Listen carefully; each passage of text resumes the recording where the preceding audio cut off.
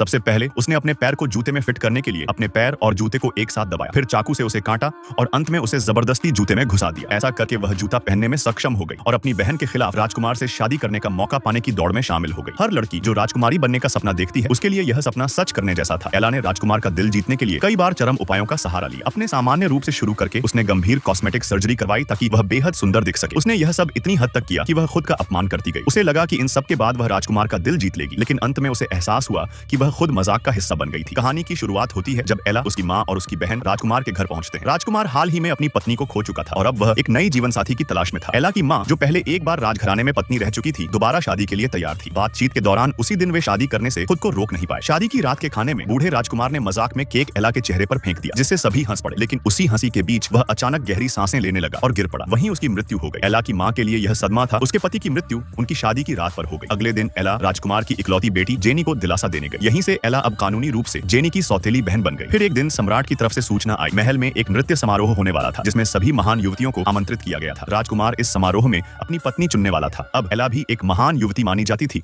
और उसे भी आमंत्रण मिला। उसकी खुशी का ठिकाना नहीं रहा। वह हमेशा से राजकुमार से शादी करने का सपना देखती थी और उस जीवन की कल्पना करने लगी जो वह उसके साथ बिताएगी। लेकिन इस सपने को पूरा करने के लिए उसके वर्तमान रूप में कई बाधाएं थीं। सौभाग्य से समारोह में अभी समय था। उसकी माँ ने तुरंत अपने सारे कीमती सामान बेच डाले और एला को प्लास्टिक सर्जन के पास ले गई। डॉक्टर ने बस अपनी उंगली से इशारा करके बताया कि क्या क्या ठीक करने की जरूरत है। सबसे पहले धातु की स्क्रैपिंग चाकू निकालना था, फिर नाक की आकृति को थोड़ा ठीक करना था और अंत में नकली आंखों को असली आंखों जैसा दिखाना था। डॉक्टर ने कहा कि एला की मूल रचना में ही कुछ आकर्षण है, वह यकीनन राजकुमार को लुभा सकेगी। एला ने पहले तार हटवाया और शीशे में खुद को देखा। वह तरोताजा दिख रही थी। फिर नाक की बारी आई। डॉक्टर ने बिना किसी ऑपरेशन के स्क्रैपिंग तकनीक से नाक को नया रूप दिया। एला को ठीक होने तक मास्क पहनना पड़ा। बॉल में सभी लड़कियों को एक ग्रुप डांस परफॉर्म करना था। एला को अलग दिखाने के लिए उसकी माँ ने डांस टीचर को रिश्वत दी ताकि एला को सामने की पंक्ति में रखा जाए। टीचर पहले तो अनिच्छुक था, लेकिन रिश्वत इतनी उदार थी कि वह मना नहीं कर सका।